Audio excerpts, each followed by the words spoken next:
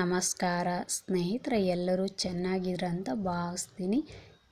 ಇವತ್ತಿನ ವಿಡಿಯೋದಲ್ಲಿ ನಾನು ಚಿಕನ್ ಲಿವರಿಂದ ಗ್ರೇವಿ ಮಾಡ್ತಾಯಿದ್ದೀನಿ ಸ್ನೇಹಿತರೆ. ಅದಕ್ಕೆ ಬೇಕಾಗುವ ಪದಾರ್ಥಗಳು ಅರ್ಧ ಕೆಜಿಯಷ್ಟು ಚಿಕನ್ ಲಿವರನ್ನು ತಗೊಂಡಿದ್ದೀನಿ ಸ್ನೇಹಿತರೆ. ಕರಿಬೇವು, 2 ಹಸಿಮೆಣಸಿನ್ಕಾಯಿ, ಈರುಳ್ಳಿ, ಬೆಳ್ಳುಳ್ಳಿ, ಧನಿಯಾ ಪುಡಿ, ಟೊಮೊಟೊ, ಕೊತ್ತಂಬರಿ ಸೊಪ್ಪು, ಅರಿಶಿನ ಪುಡಿ, ಖಾರದ ಪುಡಿ, ಒಣ ಕೊಬ್ಬರಿ, 1 ಚಕ್ಕೆ, ಏಲಕ್ಕಿ, ಕರಿಮೆಣಸುಕಾಳು, 2 ಲವಂಗ ತಗೊಂಡಿದ್ದೀನಿ ಸ್ನೇಹಿತರೆ. ನಂತರ ಇಲ್ಲಿ ತೋರಿಸ್ತಾ ಇರೋದೆಲ್ಲವನ್ನು ಹಾಕ್ಕೊಂಡು ನಾವು ಚಿಕನ್ ಲಿವರ್ ಗ್ರೇವಿಗೆ ಬೇಕಾಗಿರುವಂತಹ ಮಸಾಲೆಯನ್ನು ಈ ಥರ ರುಬ್ಕೋಬೇಕು ಸ್ನೇಹಿತರೆ.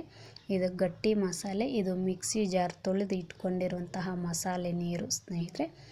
ಇವಾಗ ನಾವು ಸ್ಟವ್ ಮೇಲೆ ಒಂದು ಕುಕ್ಕರನ್ನು ಇಟ್ಕೊಂಡು ಎಣ್ಣೆ ಹಾಕ್ಕೋಬೇಕು ಸ್ನೇಹಿತರೆ. ಎಣ್ಣೆ ಬಿಸಿಯಾದ ನಂತರ ಅದಕ್ಕೆ ಈರುಳ್ಳಿ, ಹಸಿಮೆಣಸಿನ್ಕಾಯಿಯನ್ನು ಸೇರಿಸ್ಕೋಬೇಕು ಸ್ನೇಹಿತರೆ. ಇದು ಸ್ವಲ್ಪ ಕೆಂಪಗಾಗಕ್ಕೆ ಬಿಡಿ. ಇವಾಗ ನಾವು ತಗೊಂಡಿರುವ ಕರಿಬೇವು, ಸಾಸಿವೆ ಕಾಳನ್ನು ಸೇರಿಸ್ಕೋಬೇಕು ಸ್ನೇಹಿತರೆ. ನಾವು ಕಟ್ ಮಾಡಿ ಇಟ್ಕೊಂಡಿರುವಂತಹ ಟೊಮೊಟೊನ್ನು ಸಹ ಸೇರಿಸ್ಕೋಬೇಕು. ಇದು ಸ್ವಲ್ಪ ಮೆತ್ತಗಾಗಬೇಕು ಸ್ನೇಹಿತರೆ ಒಗ್ಗರಣೆ. ನಂತರ ನಾವು ತಗೊಂಡಿರುವಂತಹ ಚಿಕನ್ ಲಿವರನ್ನು ಹಾಕ್ಕೋಬೇಕು ಸ್ನೇಹಿತರೆ. ಒಗ್ಗರಣೆಗೆ ಚಿಟಿಕೆಯಷ್ಟು ಅರಿಶಿನ ಪುಡಿ, ಸ್ವಲ್ಪ ಉಪ್ಪನ್ನು ಸೇರಿಸ್ಕೊಂಡು ಒಂದು ಸಲ ಕಲಿಸ್ಕೋಬೇಕು ಸ್ನೇಹಿತರೆ. ನಂತರ ನಾವು ರುಬ್ಬಿಕೊಂಡಿರುವಂತಹ ಗಟ್ಟಿ ಮಸಾಲೆ, ಮಿಕ್ಸಿ ಜಾರ್ ತೊಳೆದು ಇಟ್ಕೊಂಡಿರುವಂತಹ ಮಸಾಲೆ ನೀರನ್ನು ಸೇರಿಸ್ಬಿಟ್ಟು ಕಲಿಸ್ಕೋಬೇಕು ಸ್ನೇಹಿತರೆ.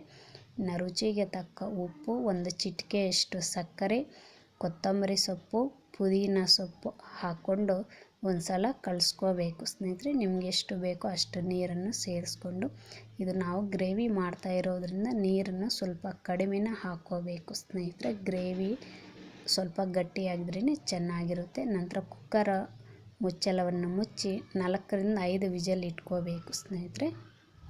ಕುಕ್ಕರ್ ತಣ್ಣಗಾಗಿದೆ ಸ್ನೇಹಿತರೆ. ನೋಡಿ, ನಾವು ಮಾಡಿದಂತಹ ಚಿಕನ್ ಲಿವರ್ ಗ್ರೇವಿ ತುಂಬ ಚೆನ್ನಾಗಿ ಬಂದಿದೆ ಸ್ನೇಹಿತರೆ. ಈ ವಿಡಿಯೋ ನಿಮಗೆ ಇಷ್ಟವಾದಲ್ಲಿ ಲೈಕ್ ಮಾಡಿ, ಶೇರ್ ಮಾಡಿ, ಹಾಗೆ ಸಬ್ಸ್ಕ್ರೈಬ್ ಮಾಡಿಕೊಂಡು ನಮಗೆ ಸಪೋರ್ಟ್ ನೀಡಿ ಸ್ನೇಹಿತರೆ. ನಾವು ಮಾಡಿದಂತಹ ಚಿಕನ್ ಲಿವರ್ ಗ್ರೇವಿ ರೆಡಿಯಾಗಿದೆ ಸ್ನೇಹಿತರೆ. ನೀವು ಸಹ ಮಾಡಿ ತಿನ್ನಿ. ಯಾವ ಥರ ಬಂದಿದೆ ಅಂತ ಕಾಮೆಂಟ್ ರೂಪದಲ್ಲಿ ತಿಳಿಸಿ ಸ್ನೇಹಿತರೆ. ಇದು ತುಂಬ ಆರೋಗ್ಯಕ್ಕೆ ಒಳ್ಳೆಯದು ಸ್ನೇಹಿತರೆ. ಬಿಸಿ ಬಿಸಿಯಾದ ಅನ್ನದ ಜೊತೆಗೆ ಕಳಿಸ್ಕೊಂಡು ತಿಂದರೆ ತುಂಬ ರುಚಿಯಾಗಿ ಇರುತ್ತೆ ಸ್ನೇಹಿತರೆ.